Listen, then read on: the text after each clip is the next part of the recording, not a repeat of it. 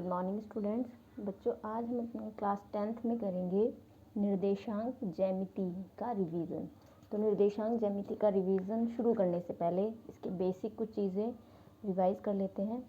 निर्देशांक ज्यामिति में हम किसी भी तल पर दो लंबवत रेखाएं खींचते हैं। लंबवत यानी 90 डिग्री पर काटते हुए दो लाइन खींचेंगे। जो इसमें क्षैतिज रेखा होती है उसे बोलते हैं हम एक्स एक्स, और जो हमारी ऊर्ध्वाधर रेखा होती है खड़ी लाइन उसको बोलते हैं वाई एक्स। ये दोनों लाइंस एक दूसरे पर लंबवत होती हैं। एक्स एक्स डैश नाम देते हैं इसको, वाई वाई डैश नाम देते हैं। जहाँ ये दोनों एक दूसरे को काटती हैं उस बिंदु को नाम देते हैं ओ, और इसको कहते हैं मूल बिंदु। ठीक है। अब मूल बिंदु के निर्देशांक 0 0 होते हैं। तो ये जो दो लंबवत रेखाएं हैं ये किसी भी तल को 4 भागों में बांट देती हैं। First, second, third, fourth. इसे बोलते हैं प्रथम चतुर्थांश, फर्स्ट क्वाड्रेंट, फर्स्ट। इसे द्वितीय चतुर्थांश यानी सेकंड क्वाड्रेंट, ये थर्ड क्वाड्रेंट, और ये होता है हमारा फोर्थ क्वाड्रेंट। तो कोई भी काटते तल 4 भागों में बढ़ जाता है। अब इसमें अगर हमें कुछ भी पॉइंट इस पे दिखाना है तो एक्स एक्स का जो मान होगा वो भी प्लस का होगा और y का भी प्लस का होगा। तो इसमें जितने भी निर्देशांक होंगे वो प्लस प्लस के होंगे। इसमें माइनस प्लस, इसमें माइनस माइनस यानी x का निर्देशांक और y का दोनों के माइनस होंगे। इसमें x प्लस होगा और y माइनस। ये बेसिक सी चीज़ें हैं जो हम 9th में कर चुके हैं। जो x एक्सिस है उसको हम भुज भी कहते हैं। x अक्ष के निर्देशांक को हम भुज कहते हैं, और y अक्ष का जो निर्देशांक होता है या y अक्ष को कोटि कहते हैं। ठीक है। तो ये हमारे कुछ बेसिक से रूल्स हैं। अब इस पर आधारित हम कुछ क्वेश्चन करेंगे, और जो क्लास 10th में हमारा दूरी सूत्र है और विभाजन सूत्र है उस पर आधारित कुछ प्रश्न करेंगे। ठीक है, तो शुरू करते हैं। इसमें पहला प्रश्न है, निर्देशांक अक्ष तल को 4 भागों में विभक्त करते हैं। जैसे कि मैंने अभी बताया, जो कहलाते हैं तो वे कहलाते हैं चतुर्थांश। ये जो 4 भाग होते हैं क्या कहलाते हैं? चतुर्थांश। यदि किसी बिंदु के निर्देशांक -2 5 है तो इसकी कोटि और भुज है। तो जैसे मैंने बताया एक्स अक्ष को भुज कहते हैं, तो इसमें जो एक्स अक्ष का निर्देशांक होगा वो भुज होगा। तो भुज है इसमें -2 और कोटि है इसकी 5। भले ये कोटि पहले लिखी हुई हो, लेकिन आपको ध्यान रखना है कोटि में y का निर्देशांक आएगा और भुज में x का निर्देशांक आएगा। बिंदु 200 और -111 चतुर्थांश में स्थित है। तो देखो x एक्सिस है प्लस का और y एक्सिस है माइनस का। तो ऐसा कौन से चतुर्थांश में होता है? फोर्थ में। तो चतुर्थांश फोर्थ भी लिख दोगे तो भी कोई प्रॉब्लम नहीं है। y अक्ष पर किसी बिंदु का भुज होता है। तो y एक्सिस पे जब हम y एक्सिस पे होते हैं, ये हमारी y एक्सिस है, जब तक हम इस पे मूव करते हुए होंगे तो हमारा भुज का जो निर्देशांक होगा वो 0 होगा, और जब हम x एक्सिस पे मूव कर रहे होंगे, चल रहे होंगे, तो हमारा y का निर्देशांक 0 होगा।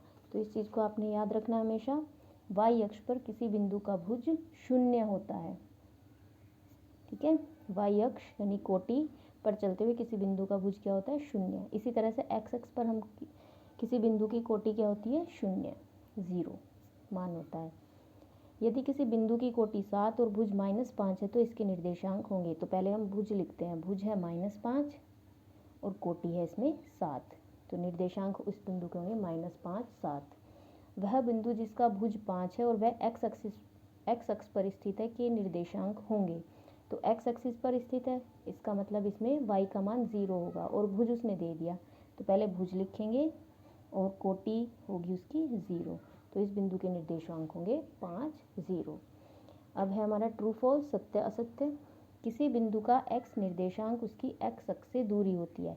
नहीं, अगर हम कोई भी बिंदु लें तो जो x निर्देशांक होता है वो y अक्ष से दूरी होती है, और जो y का निर्देशांक होता है वो x अक्ष से दूरी होती है। तो ये असत्य है। x अक्ष का निर्देशांक y अक्ष से दूरी होगी और y का निर्देशांक x अक्ष से दूरी होगी। ठीक है। किसी बिंदु के निर्देशांक उसको काटते तल में अद्वितीय रूप से प्रदर्शित करते हैं, यानी एक निर्देशांक एक बिंदु को दिखाएगा। तो ये बिल्कुल सत्य है। हर एक पॉइंट का अपना एक निश्चित निर्देशांक होगा। ठीक है।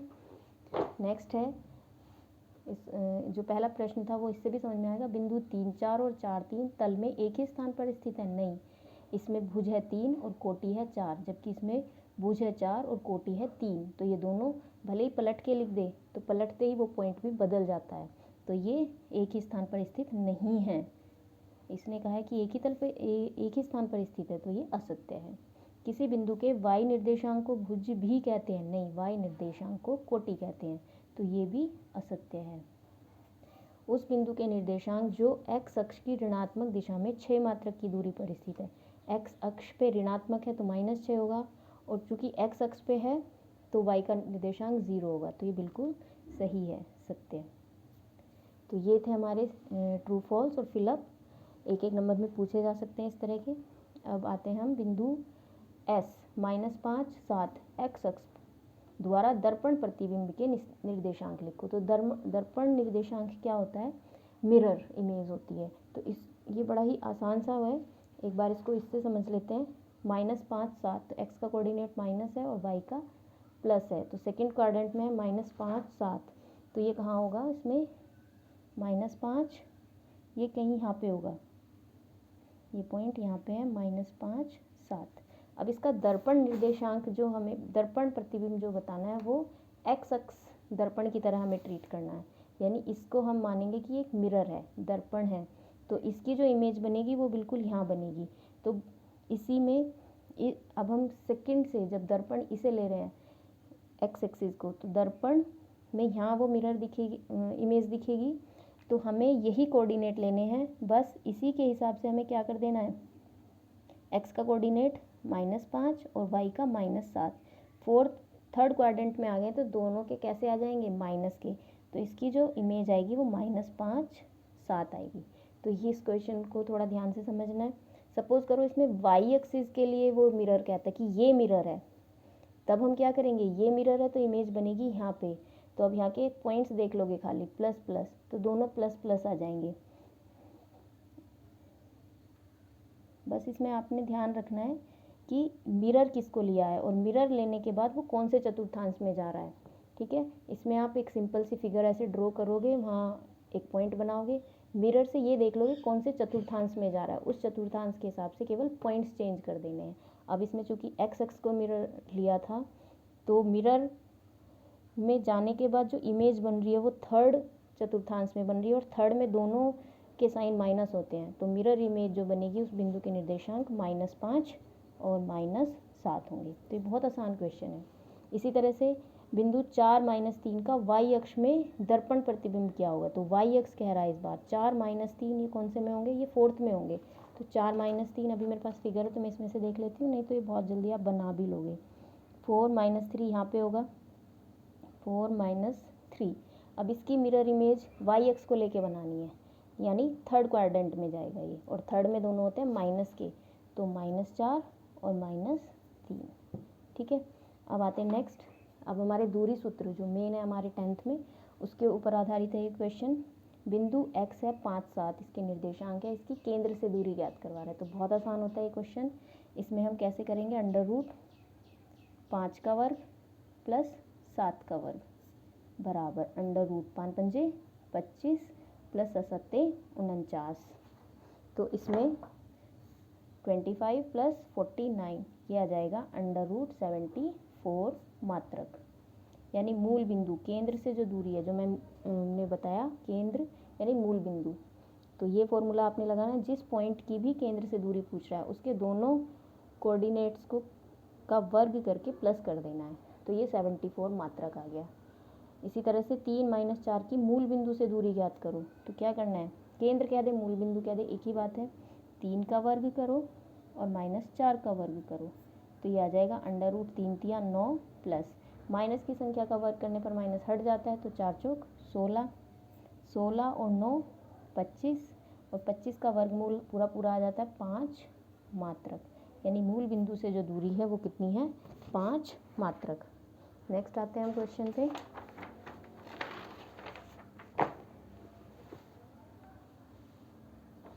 मूल बिंदु से बिंदु P 3, 4 की दूरी ज्ञात करो, तो सेम इसी तरह का क्वेश्चन है। अंडर रूट एक एक नंबर में पूछे जाने वाले क्वेश्चन है। 3 का वर्ग प्लस 4 का वर्ग। दूरी पूछी है और मूल बिंदु से पूछी है, तो कुछ नहीं करना, आपने जिस बिंदु की दूरी पूछ रहा है उन दोनों के कोऑर्डिनेट्स को वर्ग करके प्लस कर देना। 3 तिया 9 प्लस 4 चौक 16, फिर से कितना आ जाएगा ये 25, और ये आ गया 5 मात्रक। नेक्स्ट, एक बिंदु P है, इसके कोऑर्डिनेट एक्स वाई की मूल बिंदु से दूरी, यानी कि इस बार P एक्स वाई दे दिया है, एक्स वाई निर्देशांक है, तो x का वर्ग प्लस y का वर्ग, ये हमारा फॉर्मूला भी होता है मात्रक। नेक्स्ट है मूल बिंदु से P -6 8 की दूरी ज्ञात करो, वही माइनस का 6 का वर्ग और 8 का वर्ग, माइनस की संख्या के वर्ग करेंगे, माइनस खत्म, 6 छंग 36, 8 की 8 में करो 8 8 64, और इन दोनों को जोड़ेंगे 100, 100 का वर्गमूल पूरा पूरा निकल जाता है 10 मात्रक, यानी मूल बिंदु से ये 10 मात्रक की दूरी पर है। अब ये क्वेश्चन है थोड़ा सा अलग है, ट्रिग्नोमेट्री का है, और दोनों ही चीज़ें इसमें यूज़ हो रही हैं, कोऑर्डिनेट भी और ट्रिग्नोमेट्री भी।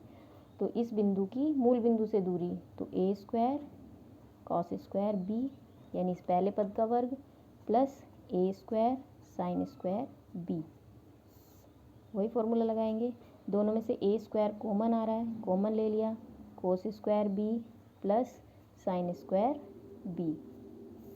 अब हमें पता है कि कोस स्क्वायर भी और साइन स्क्वायर भी ये पहली सर्वसमीका होती है और इसका मान 1 होता है, तो ये एक की a स्क्वायर में गुना होगी, कोई चेंज नहीं आएगा, a स्क्वायर और a स्क्वायर का वर्गमूल a मात्रक। ठीक है, तो ये सिंपल है। अगर आप ये सारी कैलकुलेशन भी याद आपको समझ नहीं आ रही तो आप सीधा भी इसमें बता सकते हो, a मात्रक आ जाएगा। 1 नंबर में पूछे जाने वाले प्रश्न है ये सारे। अच्छा, ये दूरी सूत्र पर आधारित प्रश्न है, a और b हो तो ए बी का मान ज्ञात करो। तो इसमें एक पॉइंट को हम x1 ले लेते हैं, y1, और दूसरे को x2 y2। ठीक, अब हमें ए बी निकालना है, तो फॉर्मूला लिखेंगे ए बी बराबर x2 माइनस x1 का whole square plus y2 minus y1 का होल स्क्वायर, ये फॉर्मूला होता है।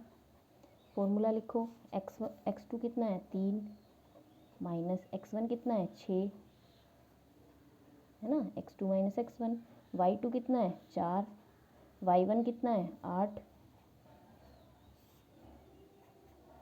अब 3 में से 6 घटाओगे, छोटी संख्या में से बड़ी संख्या जा रही है, तो -3 का वर्ग प्लस 4 में से 8 घटाओगे तो -4 का वर्ग, 3 तिया 9 और 4 चौक 16, 9 और 16 25, और 25 का वर्गमूल क्या होगा 5 मात्रक।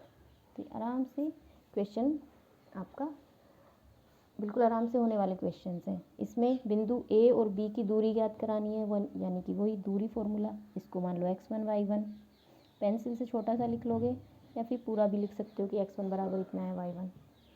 अब इसमें ए बी फॉर्मूला लगाओ, x2 माइनस x1 का whole square plus y2 minus y1 का होल स्क्वायर, मान रखिए x2 है 0 माइनस x1 है c होल स्क्वायर, y2 है c और y1 है 0 बराबर अंडर रूट, 0 में से c जाएगा यानी माइनस c का वर्ग, और c में से 0 जाएगा c का वर्ग, माइनस का अगर वर्ग होता है माइनस हट ही जाता है, c square plus c square, तो ये दोनों प्लस हो जाएंगे 2c स्क्वायर। अब इसमें c स्क्वायर का वर्ग, ये वर्ग से बाहर आ जाएगा, तो c√2 मात्रक, यानी इन दोनों के बीच की जो दूरी होगी वो इतने मात्रक होगी। ठीक है, अब ये थे हमारे दूरी सूत्र पर आधारित प्रश्न। अब हम करेंगे विभाजन सूत्र पर आधारित। ओके।